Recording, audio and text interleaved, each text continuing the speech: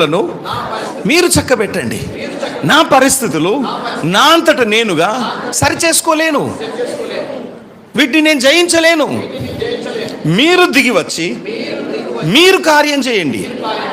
ఆమేన్, హల్లెలూయా.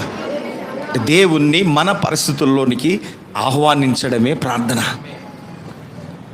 దేవుడు దిగొచ్చిండు అనుకోండి, గొలుసులన్నీ తెగిపోతాయి, చెరసాలలు కూలిపోతాయి, రాజ్యాలు మీదికి లేచిన శత్రు రాజ్యాలు పారిపోతాయి. మీదికి లేచినటువంటి నీ మీదికి తలెత్తిన మరణం పారిపోతుంది. నీ మీదికి వచ్చిన శత్రువు 7 త్రోవల గుండా పారిపోతాడు. దేవుడు దిగొచ్చినప్పుడు నీ పరిస్థితులన్నీ కూడా మారిపోతాయి. ఎర్ర సముద్రము 2 పాయలుగా చీలిపోతుంది. ఆ యొక్క ఎరికో కోటగోడలు కూలిపోతాయి. దేవుడు దిగొచ్చినప్పుడు.